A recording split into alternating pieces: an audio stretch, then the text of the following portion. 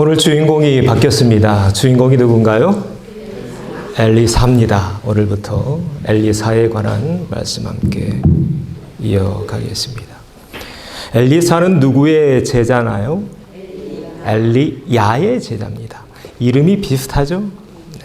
뜻도 비슷합니다.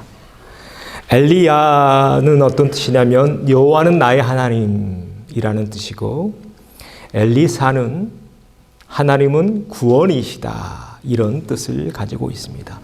이름도 비슷하고 활동했던 시대도 비슷하고 또 베풀었던 여러 가지 기적도 아주 비슷합니다. 그런데 엘리야와 엘리사가 다른 점이 있습니다. 어떤 점이 다른 점이냐면,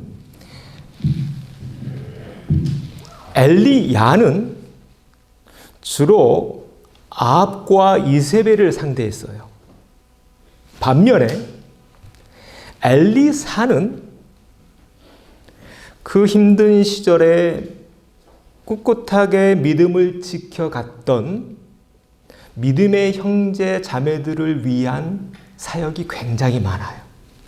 이게 좀 달라요. 우리가 지난 시간에 봤는데 엘리야가 그렇게 말하죠. 나 혼자 남았어요. 그때 하나님이 아니야, 몇 명 남았다? 7,000명 남아있어. 걱정하지 마. 이런 말씀을 하십니다. 바알과 아세라의 기세가 하늘을 찌르고 있을 때 이 7,000명이 남아 있었던 겁니다. 자, 엘리사의 이야기를 통해 그러면 하나님은 이 7,000명의 그루터기들을 어떻게 돌보셨을까? 네, 오늘 말씀의 핵심입니다.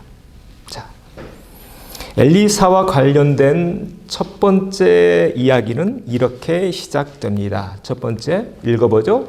대머리여 올라가라. 우리 가운데는 안 계시죠? 네, 혹시 이거 제목 쓰다가 좀 고민을 했습니다. 우리 교인 중에는 참 다행이었습니다. 네, 시험 들지 마십시오. 네. 엘리사의 머리가 그랬던 것 같습니다. 그런데 이런 엘리사의 모습을 놀립니다. 자, 뭐라고 놀리는가 읽어보죠. 엘리사가 거기서 베델로 올라가더니 그가 길에서 올라갈 때에 작은 아이들이 소금에 나와 그를 조롱하여 이르되 대머리여 올라가라, 대머리여 올라가라 하는지라. 네. 누가 놀리고 있어요? 아이들이 놀리고 있는 거예요. 자, 이 장면이 의미하고 있는 바가 있습니다. 뭘까요? 엘리사가 활동했던 때는요, 이런 때였다는 겁니다. 하나님을 믿는 사람들이 조롱받습니다. 구체적으로 주의 종들이 놀림받던 시대였다는 것입니다. 지금 아이들이 말하잖아요. 올라가라, 올라가라. 자, 그러면 알고 있었다는 거예요. 뭘 알고 있었을까요? 엘리야가 불말과 불병거 그리고 회오리바람과 함께 올라갔다는 것을 아이들이 알고 있었다. 자, 그러면 이 아이들은 그 소식을 누구를 통해서 들었을까요? 아이들의 엄마, 아빠를 통해서 들었을 것입니다. 여러분, 그래서 그런 말이 있죠. 아이들은 어른의 거울이다.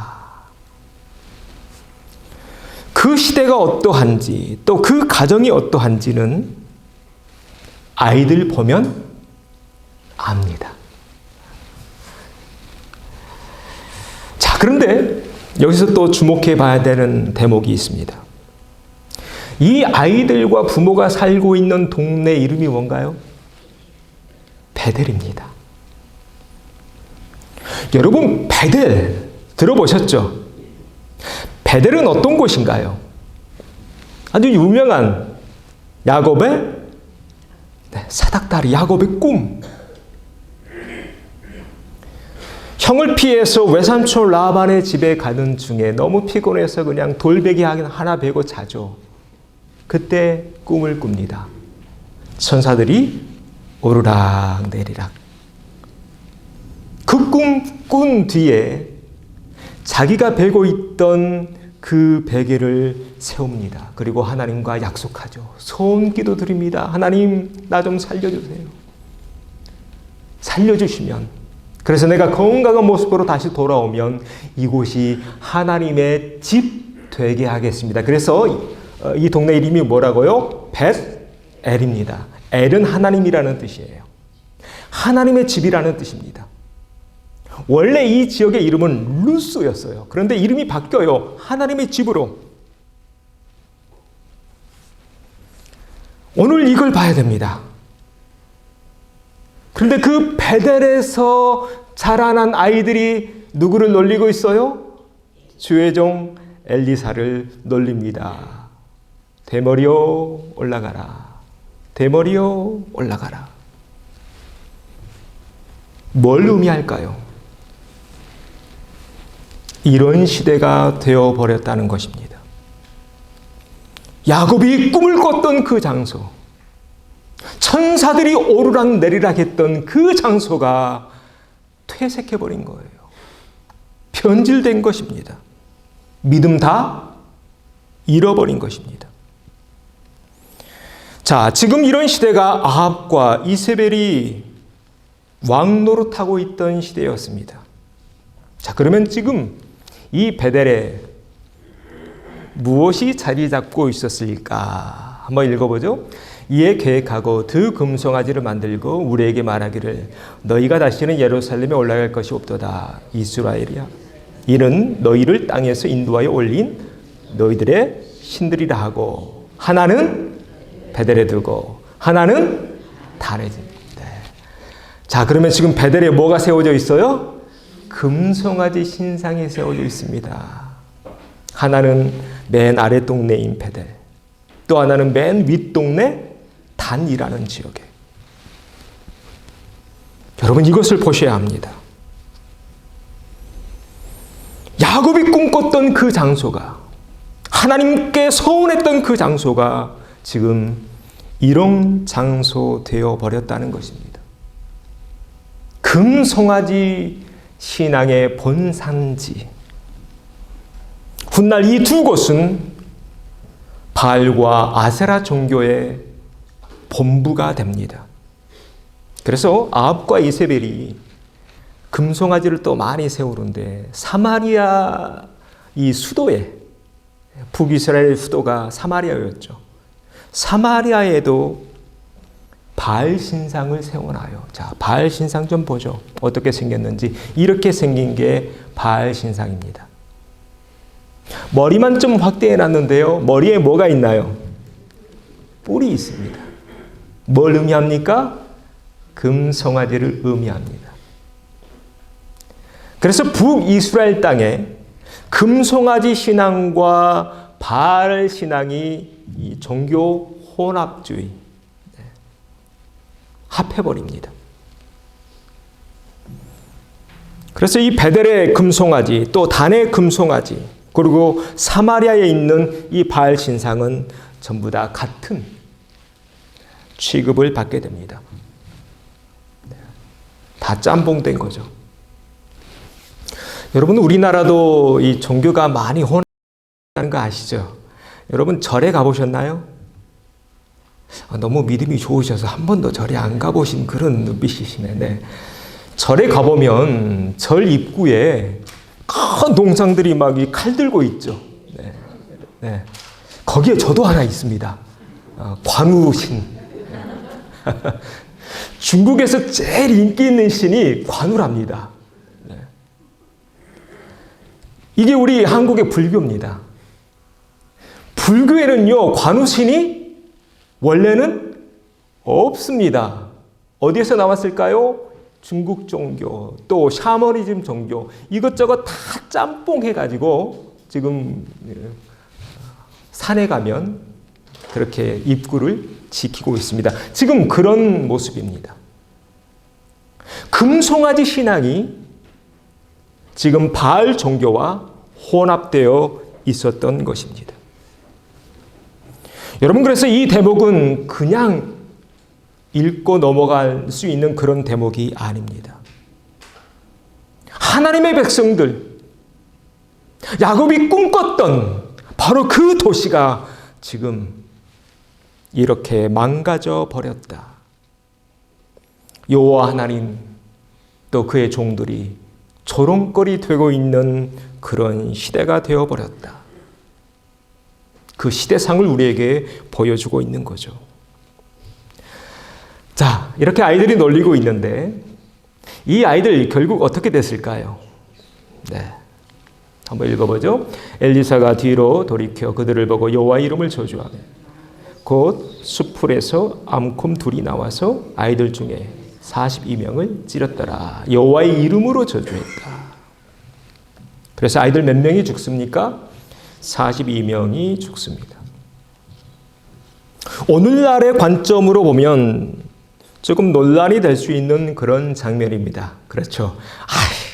그렇다고 아이들을 그렇게 죽이실까? 그런 마음 들 법합니다. 자, 한번 생각해 보십시오. 하나님 왜 이렇게까지 하셔야 했을까요? 왜 이렇게까지? 우리가 금요일날 이제 출애굽기를 다 마쳤는데요. 출애굽할 때 하나님이 10가지 재앙을 보내시죠. 맨 마지막 재앙이 뭐였나요? 장자를 다 죽이죠. 같은 맥락으로 보셔야 합니다. 왜 하나님이 애굽의 모든 장자들을 다 죽였나요? 하나님을 우습게 보니까요. 그렇게 많은 것을 보여줬음에도 불구하고 하나님께로 돌아오지 않으니까, 아니 돌아오지 않을 뿐만 아니라 나가지 못하게 가로막죠. 같은 맥락이라는 것입니다. 다시 말해 하나님의 경고입니다. 너희들이 하나님의 자녀들인데 어떻게 이럴 수 있어? 베델이 어떤 곳인데, 야곱의 꿈이 있던 곳이고 천사들이 오르락내리락 했던 그런 곳인데 너희들이 어떻게 그럴 수 있어? 하나님의 진노, 하나님의 심판이었던 것입니다. 그러면서 경고하고 있습니다. 하나님 우습게 보지 마. 하나님의 자녀들 괴롭히지 마. 지금 몇 명 남았다고요? 그루터기? 7,000명 남아있어. 이거 건들지 마. 이거 누구 거예요? 이거 하나님 거야. 이런 하나님의 경고가 담겨 있는 대목입니다. 오늘날 우리는 점점 바알과 아세라 그리고 종교가 혼합되는 이런 마지막 때를 살아가고 있습니다. 여러분, 한국에서 기독교를 뭐라고 욕하던가요? 기독교를 개독교라고 하더군요. 목사를 뭐라고 한지 아십니까? 먹사라고 한답니다. 저 먹는 거 별로 안 좋아하는데 이 40대까지는 좋아했는데 이제 저도 나이가 조금 들어가는 것 같습니다. 네. 하나님이 조롱받고 교회가 조롱당하고 주의 종들이 조롱당하는 그런 시대. 기독교 가치관이 조롱받고 무참히 짓밟히고 있는 그런 시대에 우리는 지금 살고 있습니다. 그래서 여러분 가끔 속상할 때 있죠? 그죠? 가끔 속상하실 겁니다. 그러나 마음 상하지 마십시오. 하나님의 자녀는 누가 지키실까요? 하나님이 지키고 계십니다. 예수는 우리에게 이런 말씀을 남겨두셨습니다. 참새 2마리가 한 아시리온에 팔리지 않느냐. 그러나 너희 아버지께서 허락하지 아니하시면 그 하나도 땅에 떨어지지 아니하리라. 같이 읽죠. 너희에게는 머리털까지 다 세신 바 되었나니 두려워하지 말라. 너희는 많은 참새보다 귀하니라. 아멘. 이 마지막 때에 그 구루터기를 하나님이 지키셨듯이 이 마지막 때도 하나님이 저와 여러분을 지키고 있음을 믿음으로 믿으시길 바랍니다. 자, 이렇게 한번 인사하시죠. 우리는 하나님의 자녀입니다. 하나님이 지키십니다. 아멘. 네. 여러분, 이 믿음 절대로 잊지 마세요. 시대가 어떻게 흘러가든 하나님의 자녀는 하나님이 지키신다라는 것을 오늘 이야기가 우리에게 알려줍니다. 두 번째 넘어가 보죠. 읽어보죠. 과부의 기름 그릇. 이제 오늘 본문입니다. 오늘 본문에는 아주 처지가 딱한 한 가정의 모습이 나옵니다. 오늘 같이 읽었던 본문인데요. 선지자의 제자들 중 아내 한 명이 엘리사를 찾아옵니다. 그러면서 이렇게 하소연합니다. 당신의 종 나의 남편이 이미 죽었는데 이미 죽어버렸답니다.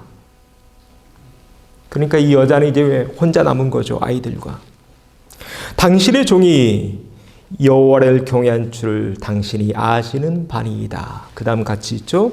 이제 빚준 사람이 와서 나의 두 아이를 데려가 그의 종을 삼고자 하나이다. 네. 참 딱하죠. 네. 그 당시 이세벨이 어떤 짓을 했는지 이미 우리가 지난 시간에 같이 공부했습니다. 이세벨이 다 잡아 죽였죠. 선지자의 생도들. 아마 그때 그 일을 당한 가정이었던 것 같습니다. 그래서 엘리사를 찾아온 거예요. 빚을 갚을 길이 없는 거예요. 이제 자식 남은 거 둘. 뭐가 될 처지예요? 종이 될 처지에 놓인 것입니다. 이때 엘리사가 어떻게 했나요? 이제 오늘 아주 놀라운 장면이 나오는데 이렇게 말합니다. 너는 밖에 나가서 모든 이웃에게 그릇을 빌려라. 빈 그릇을 빌리되 조금 빌리지 말고 너는 내 두 아들과 함께 들어가서 물을 닦고 그 모든 그릇에 기름을 부어서 차는 대로 옮겨 놓으라. 모든 집, 이웃집에 가서 그릇 다 모은 거예요. 그리고 그 그릇에 뭘 부어요? 기름을 이제 부는 거예요. 놀라운 일이 벌어졌네요. 기름이 안 그쳐요. 계속 기름이 나왔던 것입니다. 자, 이 명령대로 이 여인은, 이 과부는 순종합니다. 순종했더니 어떻게 됐나요? 가득 찹니다. 네. 그 다음 장면 같이 읽어보죠. 그릇에 다 찬지라. 여인이 아들에게 이르되 또 그릇을 내게로 가져오라 하니 아들이 이르되 다른 그릇이 없나이다 하니 기름이 곧 그쳤더라. 네. 다 찬 거예요. 가득가득. 이 기름 가지고 뭐 했을까요? 네. 팔아서 빚을 다 갚습니다. 그리고 남은 것은 생활비로 쓰게 되죠. 그래서 이 가정은 큰 위기를 넘깁니다. 이 대목이 우리에게 말하고자 하는 바가 뭘까요? 앞에서 우리는 이미 봤습니다. 지금 이 어려움에 처하고 있는 이 가정, 어떤 가정이었는지. 하나님을 신실하게 섬기는 그런 가정이었습니다. 모두가 바알과 아세라에 절하면서 종교 혼합주의에 빠지고 있던 그 마지막 때에 끝까지 절하지 않고 순교했던, 순교당한 아버지를 둔 가정이었습니다. 그 가정 지키시더라는 것입니다. 누가? 하나님이. 할렐루야. 네, 하나님이 지키시더라. 혹 우리 가운데 생활의 어려움 처해 있는 분들 계십니까? 오늘 이 말씀 붙잡고 기도하십시오. 혹 훗날 적그리스도가 666이 아니면 물건을 사지도 팔지도 못하게 하는 그런 때가 올 텐데 혹 그 일을 만나거든 오늘 이 장면을 꼭 기억하시면서 끝까지 믿음 지키십시오. 그리고 이 말씀 붙잡고 기도하십시오. 예수는 우리에게 분명히 말씀하셨습니다. 같이 읽어보죠. 오늘 있다가 내일 아궁 이에 던져지는 들풀도 하나님이 이렇게 입히시거늘 하물며 너희일까 보냐. 아멘. 하물며 너희일까 보냐. 여러분도 이런 경험 많이 하셨죠? 하나님이 먹이시고 입히시고 채우시고 그런 장면들요. 저도 경험 많이 했습니다. 제가 첫 목회지가 전라남도 강진이었거든요. 은송이가 태어난 곳은 강원도 삼척입니다. 그때 전도사였어요. 그때 주일학교도 했고 중고등부도 하고 청년부, 그 삼척대학교가 있었거든요. 그러니까 대학생들 한 20여 명 금요일날 모여서 같이 성경 공부하고 또 제가 성가대 지휘도 했습니다. 저 노래 잘하잖아요. 그래서 토요일날 애들 이제 거기 삼척고등학교에 있거든요. 애들이 한 7, 80명 부흥해서 100명 막 넘어가고 그랬어요. 서울에서 멋진 전도사님이 내려왔다 그래가지고 토요일날 성가대도 하고 그랬는데 그렇게 삼척에 살다가 첫 목회지를 전라도 강진으로 내려갔습니다. 교인들이 4명이 있었어요. 아이들이 그때 한 6, 7명? 정말 작은 교회였어요. 사례비가 뭐가 있습니까? 전기세도 안 나오는데. 그때 제가 대학원 공부하고 있었습니다. 감리교신학대학교 대학원 2학년 하고 있었는데 학비가 없는 거예요. 학비가 있어야 이제 등록하는데 또 그때 때마침 또 은찬이가 태어났어요. 그러니까 입이 하나 또 더 많아졌어요. 그때 서울에서 이제 사업하고 있던 삼촌이 내려왔습니다. 내려와서 야 관우야 어떻게 사냐 하고 쭉 보고 가시다가 그때 해남 이렇게 쭉 사거리 지나고 있는데 잠깐 멈추래요. 멈춰서 은행에 가셔서 돈을 한 뭉치 이렇게 현금으로 빼오신 거예요. 그걸 누구 줬을까요? 네, 짐작되시죠? 그걸 떡 절 주셨어요. 이거 학비해 하고. 그래서 무사히 대학원을 마칠 수 있었습니다. 이뿐만이 아니라 참 제가 간증할 것들이 굉장히 많습니다. 아버지 개척교회 하실 때, 교회 지으실 때 이런 일들 많이 있는데 아마 여러분도 다 경험하셨을 겁니다. 오늘 정말로 궁핍해 있는 이 두 아들이 있는 거 종으로 팔려갈 수밖에 없는 그런 상황에 있는 이 가정. 하나님이 이렇게 채워주시더라는 것입니다. 여러분 왜 이런 말씀이 있을까요? 여러분 두려워하지 마십시오. 걱정하지 마십시오. 하나님께서 여러분의 입을 것과 먹을 것과 살 모든 것 하나님이 이미 알고 계신 줄로 믿습니다. 자, 고백하시죠. 하나님이 책임지십니다. 이게 오늘 우리가 함께 읽었던 본문의 이야기입니다. 그 다음으로 좀 넘어가 보죠. 3번째입니다. 같이 읽죠. 해독하는 엘리사. 열왕기하 4장 후반부로 넘어가면 제자들과 함께 국을 끓여 먹는 그런 장면이 나옵니다. 큰 솥을 하나 걸어서 국을 끓여서 먹고 있네요. 그러니까 흉년 들어서 먹을 것이 없으니까 이것저것 다 넣어서 그냥 끓여서 먹는 겁니다. 우리나라도 그래서 그 국 문화가 발달되어 있죠. 여러분은 어떤 국 좋아하시나요? 오늘 아침에 무슨 국 드시고 오셨어요? 미역국, 된장국, 김치국. 미국에 이제 저도 꽤 살다 보니까 예전처럼 국을 많이 안 찾게 돼요. 그냥 커피에 빵, 달걀 이렇게 하나 먹고 나오는데 우리나라 쭉 그 먹거리의 역사를 보니까 한국은 유난히 국 문화가 발달되어 있다고 합니다. 왜일까요? 가난하니까 그런 거예요. 고기 덩어리 하나 넣고 물 잔뜩 넣고 불리면 많은 사람들이 고기 국물 먹을 수 있잖아요. 그래서 우리 한국에는 이 국 문화가 발달되어 있다고 합니다. 이에 반해 서양에는 그런 국 문화가 물론 있긴 있지만 이 동양처럼 발달되어 있지 않습니다. 왜일까요? 서양은요 다 썰어 먹잖아요. 서양은 산이 많아서 동물들이 많았대요. 그래서 오래전부터 이 중세 영화를 보면 여러분 아실 거예요. 고기를 그냥 스테이크를 썰어서 먹었습니다. 먹을 거리가 많으니까. 몇 년 전에 한국에서 그 친구가 놀러 왔는데 하룻밤 저희 집에서 자고 가서 제가 코스코에 가서 이 리바이 한 덩어리 사서 구워줬거든요. 깜짝 놀랐더군요. 막 사진 찍고, 야, 관우야, 이거 한국 가면 이거 10만 원도 넘어.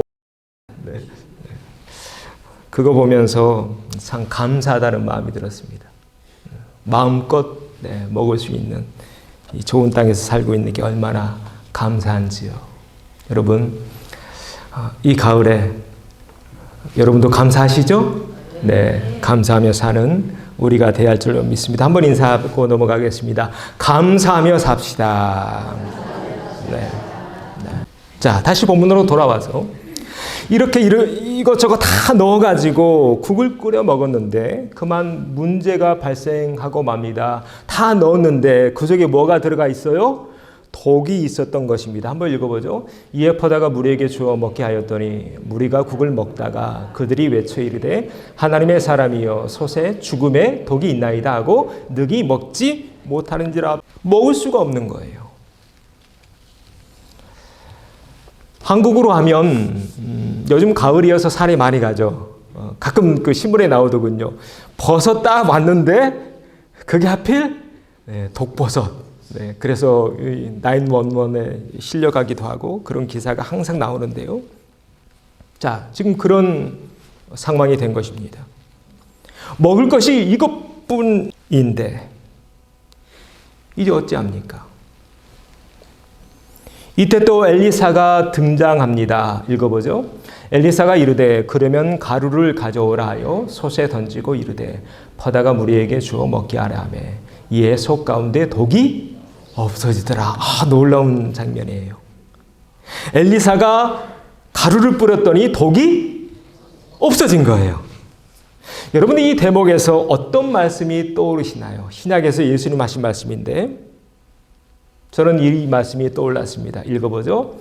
믿는 자들에게는 이런 표적이 따르리니 곧 그들이 내 이름으로 귀신을 쫓아내며 새 방언을 말하며 뱀을 집어 올리며 무슨 독을 마실지라도 해를 받지 아니하며 병든 사람에게 손을 얹은즉 나아지리라. 아멘. 네, 연결되죠? 구약의 말씀과 신약의 말씀이. 여러분 그래서 큐티하실 때 이렇게 성령님이 여러분에게 영감을 주실 거예요. 그것 쭉 한번 적어놔 보세요.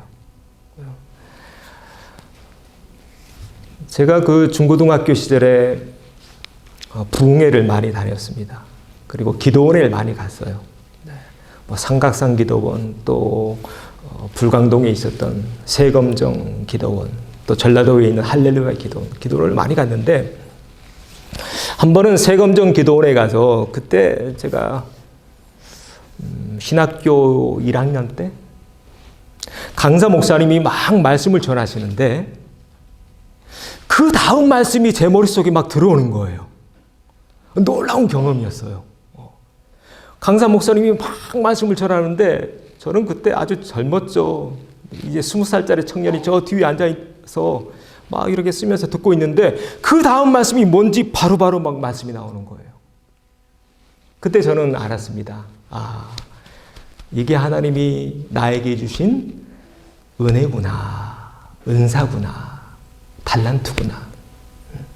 제가 왜 이런 말씀을 드리냐면 여러분도 저와 같은 달란트 있을 겁니다. 그래서 여러분 큐티하실 때 제가 여러분에게 아침마다 넣어드리는 그런 말씀 읽고 끝내지 마시고 기도하세요. 그러면 이렇게 구약과 신약의 말씀이 연결되는 그런 대목들이 나옵니다. 적어보시고 그거 붙잡고 기도하십시오. 자, 저는 오늘 이 말씀을 보면서 엘리사가 가루를 넣었더니 독이 없어지는 이런 장면을 보면서 이 말씀이 떠올랐습니다. 아, 그렇구나. 그렇구나. 다 죽을 수밖에 없는 그런 상황이었지만 엘리사가 가루를 넣어서 해독시켰듯이 오늘 우리가 살고 있는 시대도 마찬가지 아닌가. 여러분 주변을 보십시오. 독이 널려 있습니다.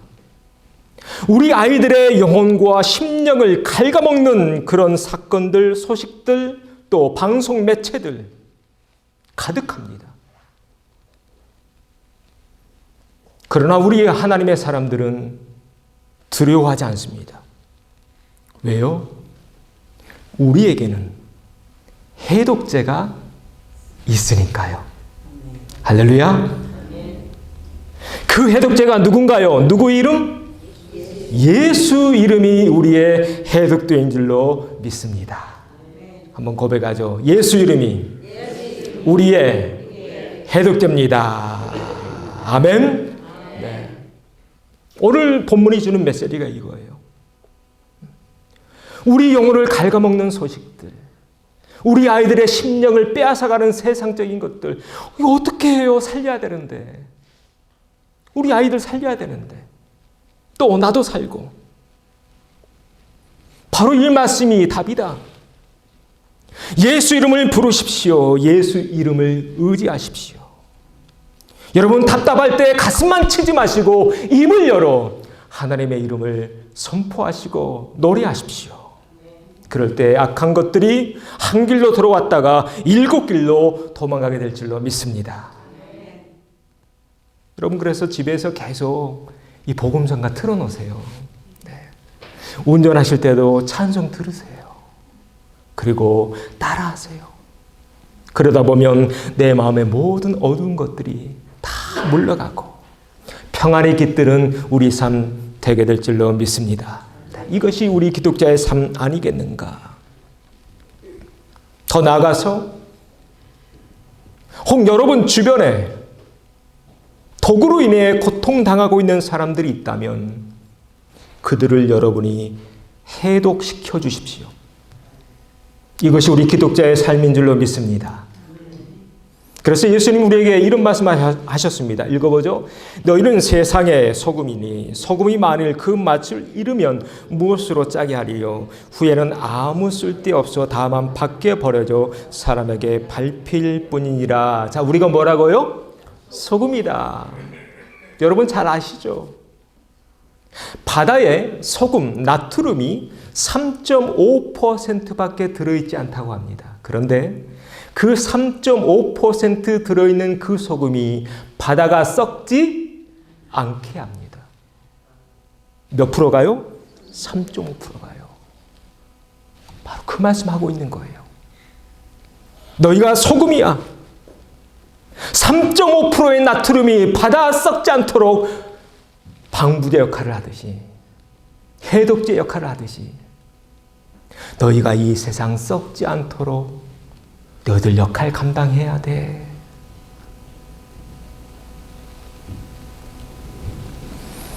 여러분 사시다가 가끔 집안 분위기가 이상하게 좀 어둡게 흘러간 그런 때 있죠.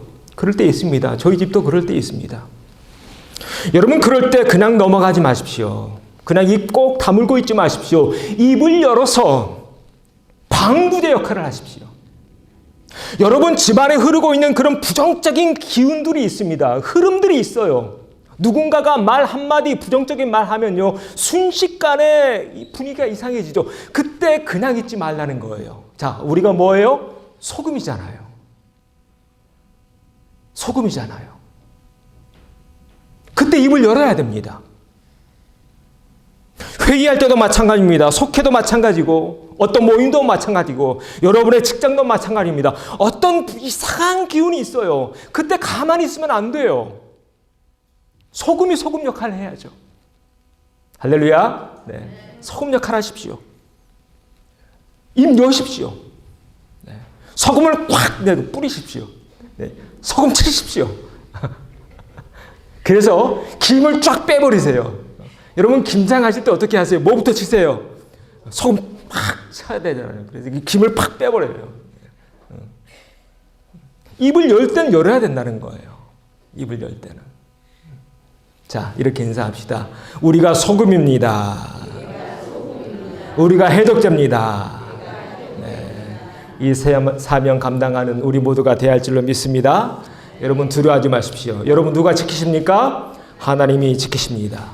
예수 이름이 우리의 권세입니다. 그 권세 붙잡고 사명 감당하시는 우리 모두가 되어지기를 주의 이름으로 축원합니다.